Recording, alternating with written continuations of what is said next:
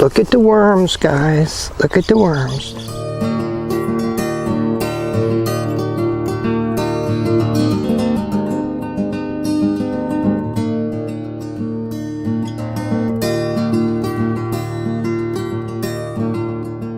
Good morning, everyone.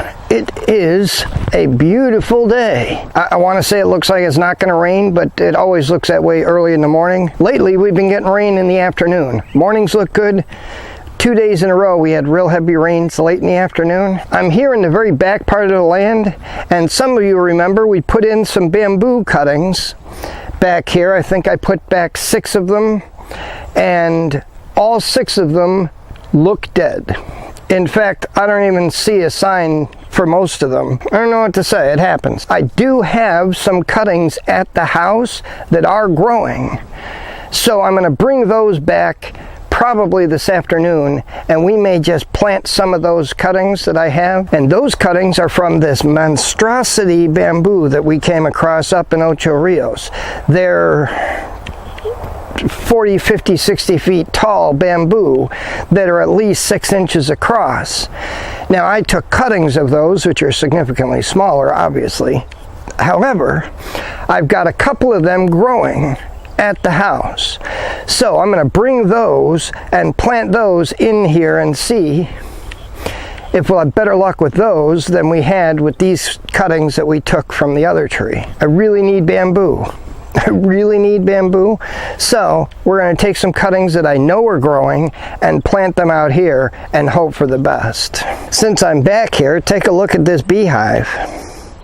This is the newest beehive, and man, it looks wonderful. Now, it looks good from the outside.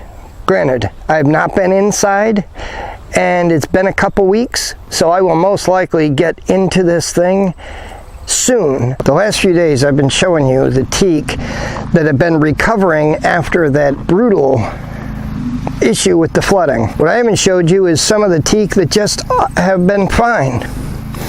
Here's one. Beautiful tree. Continuing to grow, happy, healthy, beautiful, big, fat leaves. This tree is perfect. Now, unfortunately, I said that last time and they died from flooding, but this tree looks good, and we've got a few of them that do look pretty good. Now, since the rains have started, and, well, it is the time that we're due to get rains. Hurricane Irma is just north of us. In fact, it's going to pass north of us. Cuba looks like they're going to get pounded. Haiti, Dominican Republic, those guys look like they may be in trouble. And then it's going to head, looks like it's going to turn north and hit the Gulf side of Florida.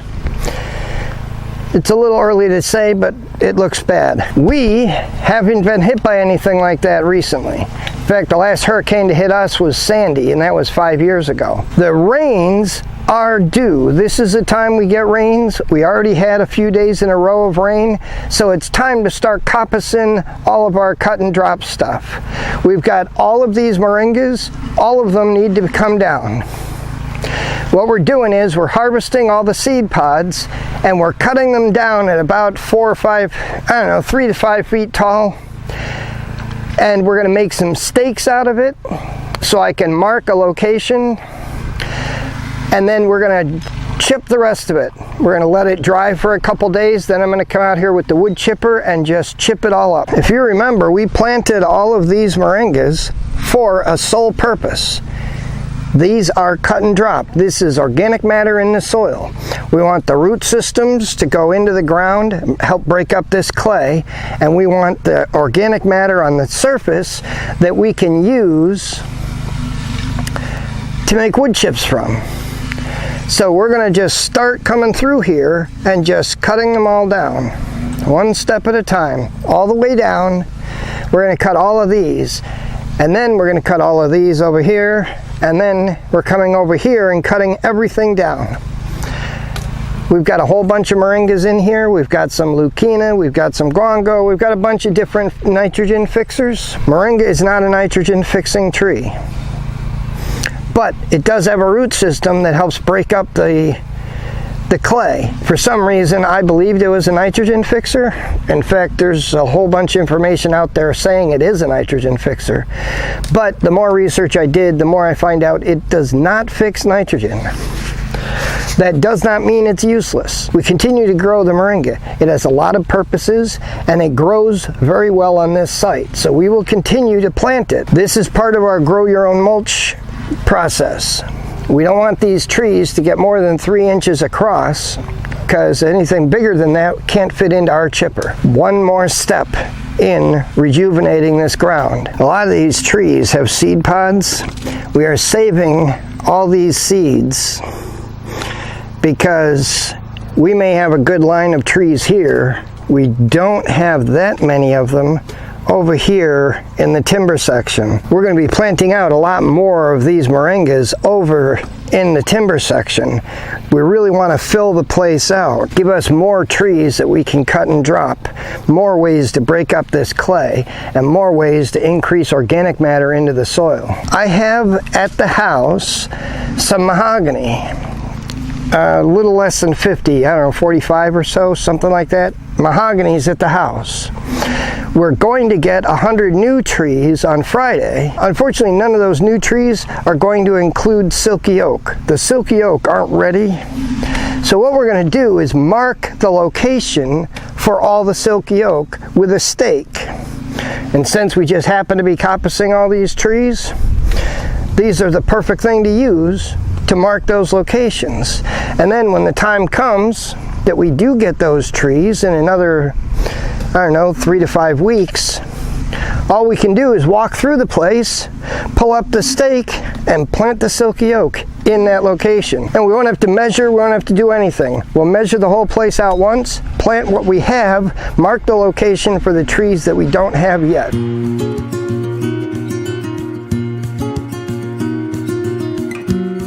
Now we've got a few issues right here. First off is this macadamia here is looking rough, and I think the reason it doesn't look so good is because it's sitting in blazing sun on a concrete pad in a dark container, and it's just too damn hot. It needs to be in the ground, so we are getting ready to plant it. This is a food forest we just planted. Then you see the stretch of banana circles and the food forest on the other side. So here is where we're going to be planting this thing.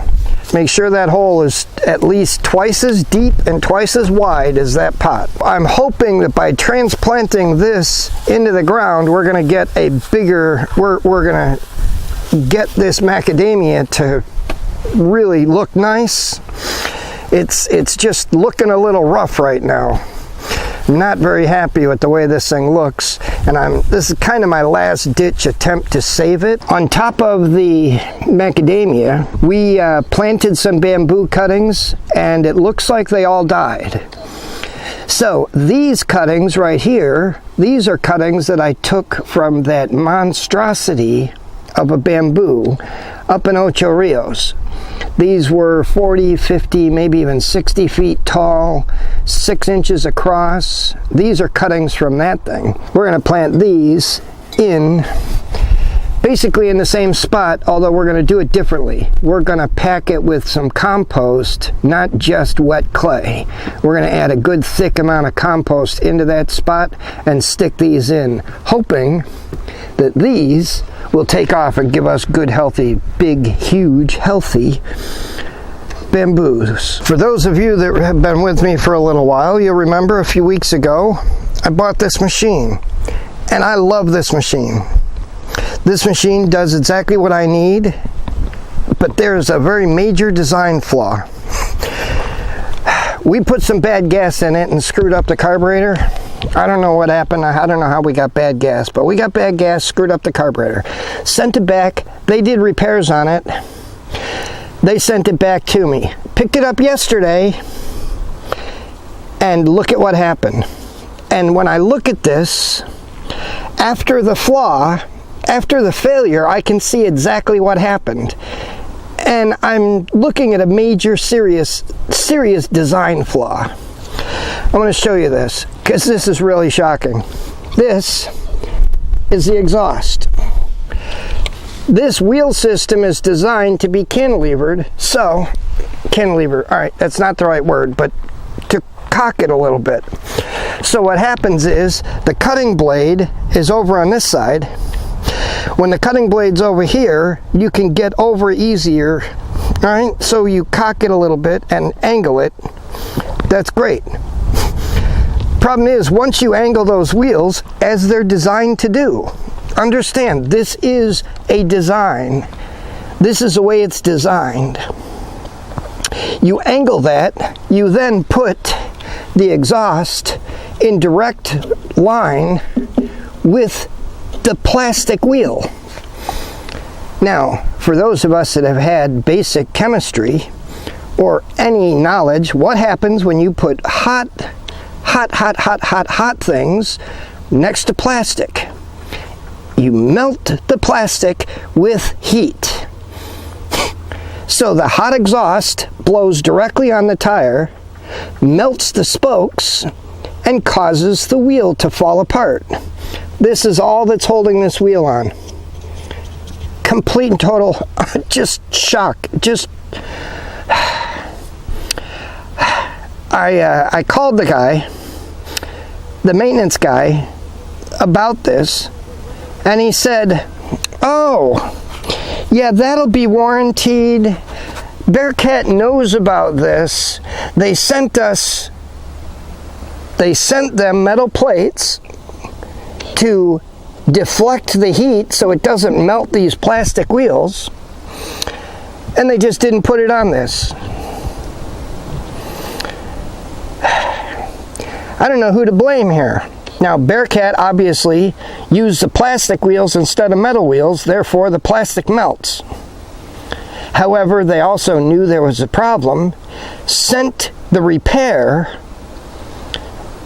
parts to repair it, and the place I bought this from never put those parts on. Now they're going to send me all the parts to fix this, and I won't have to pay anything. But what's going to happen? I'm going to be without this machine again. Yes, congratulations. I won't have to fix this. There's a big problem though. I won't have it to use either. And I'm getting trees Friday. I really wanted to cut all this grass down today, and I can't do it because I got a wheel that's no good. I can't necessarily blame Bearcat. Bearcat found the issue and sent the parts to fix it, and the people Bearcat saw the issue, sent the parts to repair it, and the people that sold me this machine never put those parts on. I'm a little bit confused. Obviously, they're going to fix it. It's not going to cost me anything, but I'm going to be without the machine for another couple days. Again,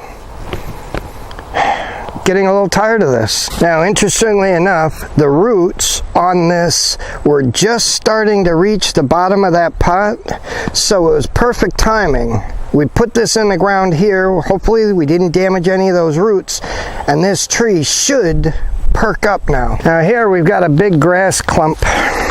We're going to get this grass out of the way, and we're going to dig this. It's right next to the canal, and we're going to dig a nice hole right here next to this canal. We're going to pack this with compost. Hopefully, being right next to the canal, it'll get enough water to get going. This one has been soaking in water for the last month or more, probably more. I picked these up when my kid had a field trip for her summer school, and it's been going for more than a month now. So it may just take a long time for these to get going. We've got 2 bamboo cuttings here. We're just gonna see what we can do. Now, as you see, all we did is we filled this hole with compost. We've got a good thick layer of compost in this hole. I'm setting this in here.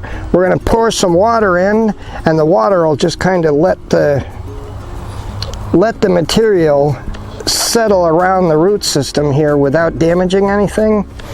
And then we'll add some more clay and some more compost. Look at the worms, guys. Look at the worms. All right, everybody, we're heading out of here. Got some things going. Tomorrow, I've got Pretty Girl goes back to school for day number 2. I've got an event with the Shy One regarding her college situation. So we gotta get some. We're making some plans for her college. I got to meet with some people for that.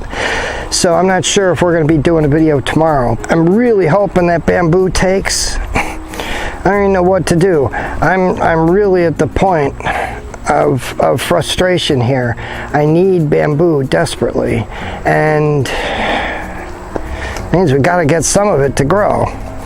I'm hoping that those cuttings we just planted that did show roots on them and did show some growth will take hold. A little bit of everything today. Got a busted machine again. And I want to be angry at the engineers, but I really need to be angry at the mechanic that didn't put the damn plate that would have stopped this whole thing from being a problem.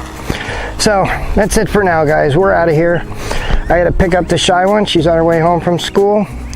Friday we're getting a whole bunch of more trees, so Friday's the day we're going to be busy planting. So that's it for now. I'm really hoping that this macadamia likes it here a lot better than it did sitting on that hot concrete in the blazing sun. We already moved some of that stuff out of there. We're going to move some more of that stuff out of that blazing hot sun spot and try and find a spot that's not so bad. We do have a couple more of these macadamias starting to poke through. I'm just hoping for the best. Anyway, we'll be back Friday, guys. God bless.